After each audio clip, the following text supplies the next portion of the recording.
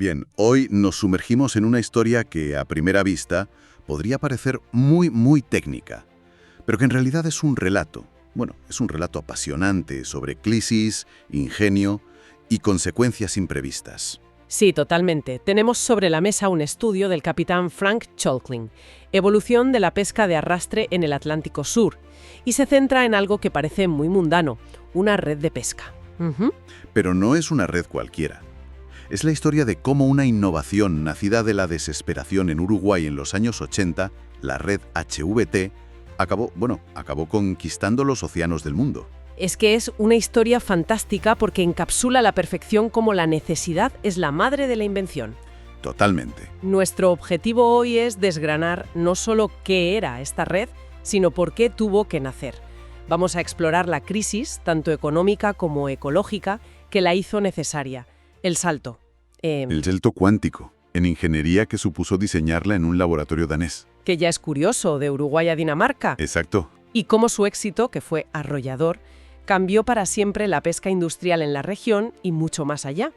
Es la crónica de cómo se pasó de la fuerza bruta a la inteligencia hidrodinámica. Me gusta mucho ese concepto, de fuerza bruta a inteligencia hidrodinámica.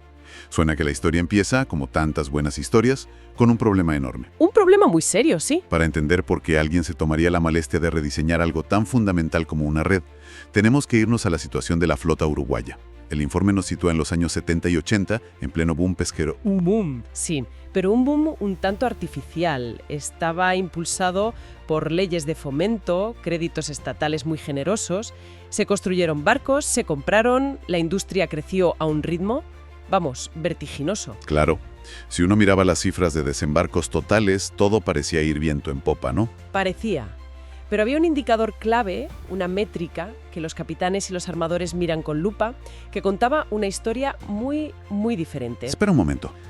Si el gobierno está inyectando dinero, la flota crece, se moderniza, a primera vista todo apunta al éxito. ¿Dónde estaba la trampa? ¿Qué datos se les escapaba? La trampa estaba en la eficiencia. La métrica es la captura por unidad de esfuerzo, o sea, la CPV. Que básicamente mide cuántos kilos de pescado sacas por cada hora que tienes la red en el agua, ¿no? Justo eso. Y el estudio es demoledor. En 1978 se alcanzó un pico de más de 3.000 kilos por hora. Un dato excelente. Pero para 1983, solo 5 años después, esa cifra se había desplomado a 2.000 kilos por hora. Una caída de un tercio. Una caída de un tercio. O sea, para pescar lo mismo, un barco tenía que pasar un 50% más de tiempo en el mar, quemando combustible, pagando tripulación. Exactamente. Y la causa, según el informe, es la de siempre: sobreexplotación por falta de regulación. Pescaron tanto y tan rápido que el recurso simplemente no daba abasto. Y se encontraron en esa espiral peligrosa. Las deudas por los barcos nuevos crecían y los ingresos por las capturas bajaban.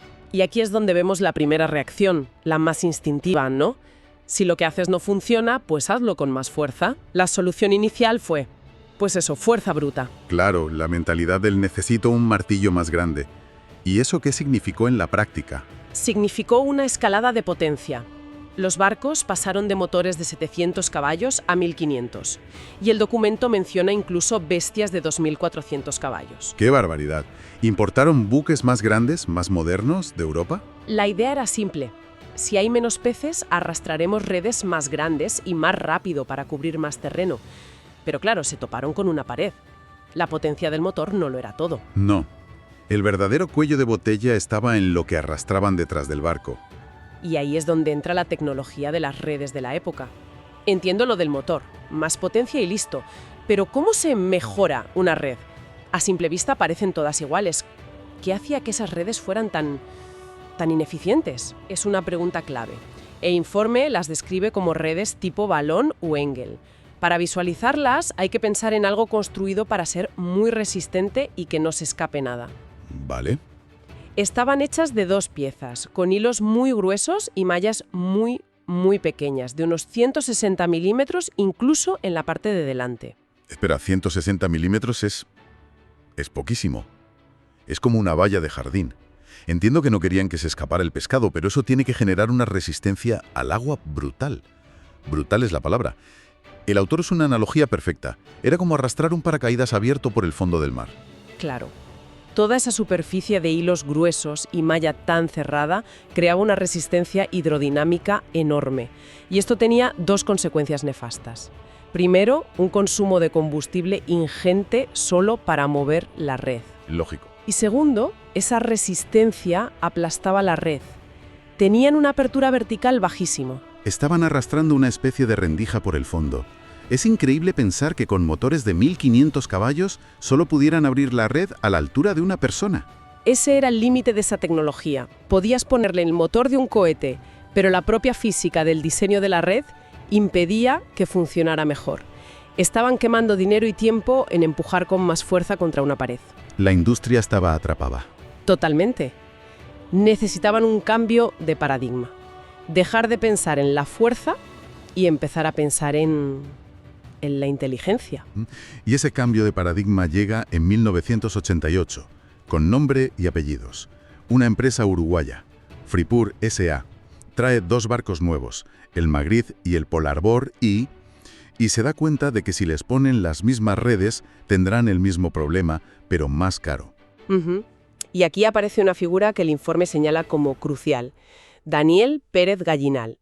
Pérez Gallinal es el catalizador del cambio, en una industria que, como decías, se basa mucho en la tradición, en el «esto siempre se ha hecho así». Irle al maestro de redes que construya una red un poco más grande, a ojo, propone aplicar la ciencia. Era un laboratorio. Exacto. Aprovechando sus contactos en Europa, dice, vamos a diseñar una red desde cero y a probarla en uno de los sitios más avanzados del mundo, el canal de pruebas de Hirsal, en Dinamarca. Eso es un salto mental enorme. Me imagino a los capitanes veteranos diciendo, ir a un laboratorio en Dinamarca, yo necesito más caballos, no ingenieros con batas blancas. Claro. Debió ser una apuesta muy arriesgada, ¿no? Lo fue, pero la crisis era tan profunda que estaban abiertos a soluciones drásticas. Y el desafío que plantearon al equipo de ingenieros uruguayos y daneses fue muy específico. Vamos a desglosar esas tres condiciones, porque aquí está el núcleo de la innovación. ¿Cuál era la primera? La primera era la obvia, conseguir una apertura vertical mucho mayor. Pasar de ese ridículo 1,20 m a algo que permitiera capturar peces que nadan a más altura del fondo, como la merluza. Lógico. La segunda condición es la que me parece revolucionaria. La lógica es contraintuitiva pero brillante. Los peces en general no intentan escapar por las mallas delanteras. Ah, claro. Reaccionan al conjunto, a las puertas, a los cables y son conducidos hacia el fondo de la red, al copo. Esas mallas enormes no tenían la función de retener, sino de dejar pasar el agua libremente. Reducir la resistencia. Exacto. Al reducir la superficie de hilo que se enfrenta a la corriente, la resistencia hidrodinámica caía en picado. El agua pasa casi sin esfuerzo. Y la tercera condición era sobre la velocidad, ¿no? Sí, querían que todo el conjunto, red y puertas, pudiera ser remolcado de forma estable a 3.8 nudos por un barco de 1.350 caballos. Les dieron a los ingenieros todas las variables, el barco, la velocidad y lo que querían conseguir. Ahora solo tenían que diseñarla. Y para eso estaba el tanque de pruebas danés. El informe incluye tablas con los datos originales de esos ensayos de 1988. Es fascinante. Es como asomarse a la sala de control. ¿Qué tipo de cosas descubrieron allí que no podrían haber visto en el mar? Pues descubrieron la física real de su futuro diseño, con hallazgos que rompían con la intuición. Por ejemplo, hay una tabla de resultados que es increíble. A ver. Manteniendo todos los cables iguales, probaron arrastrar el modelo escala a distintas velocidades. A 2,8 nudos, la red tenía una altura de 5,4 metros. Pero al aumentar la velocidad a 4,5 nudos, la altura se reducía a solo 3,2 metros. Espera. ¿Me estás diciendo que al ir más rápido, la red se hacía más pequeña? Más pequeña. Se aplastaba. Intuitivamente, uno pensaría justo lo contrario, que la presión del agua la estiraría más. Eso rompe todos los esquemas. Rompe los de la intuición, pero no los de la hidrodinámica. A mayor velocidad, la resistencia del agua sobre los paños superiores es tan fuerte que tiende a aplastar la red contra el fondo. Vaya. Esto demostró que más rápido no era mejor. Había un punto óptimo de velocidad y configuración. Sin ese tanque lo habrían descubierto en el mar a base de prueba y error con un coste altísimo. Y no solo encontraron el punto óptimo, también los límites, ¿verdad? Hay una anotación en el informe sobre una prueba en la que intentaron forzar una mayor apertura. Exacto. Probaron a alargar los cables superiores, las bridas, 5 metros más que las inferiores, y consiguieron una apertura espectacular de 5,6 metros. Un éxito, ¿no? Parecería que sí. Pues no. La anotación de los ingenieros en el informe es lapidaria. Se generan fuertes tensiones en los paños. En una situación real, la red se rompería. O sea que el tanque les permitió llevar el diseño al límite y romperlo virtualmente, sin perder una red de miles de dólares en medio del Atlántico. Es pasar de la artesanía a la ingeniería predictiva. Totalmente.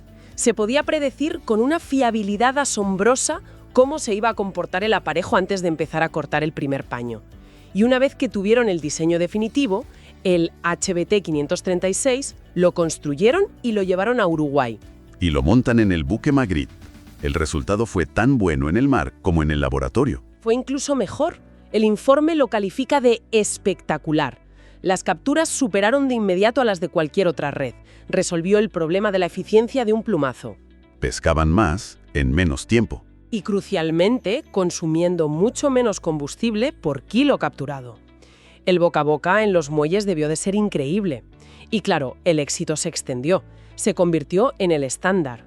Y me encanta un detalle que menciona el informe. Popularmente, la red dejó de llamarse HBT 536 y pasó a conocerse como la Red Uruguaya, casi un sello de orgullo nacional. Eso te dice el impacto que tuvo. Era su solución, nacida de su crisis. Y ese nombre viajó con ella. Viajó, primero a la gigantesca flota de la vecina Argentina. Luego, en los años 2000, cruzó el continente hasta Perú. Y en 2017 el informe registra su llegada a Sudáfrica. Se convirtió en un estándar global. Y no fue solo la red, parece que actuó como una piedra en el agua creando ondas. El informe muestra una evolución paralela en otro componente clave, las puertas de arrastre. Claro, porque todo el sistema tiene que estar en equilibrio. Las puertas son las que mantienen la red abierta horizontalmente.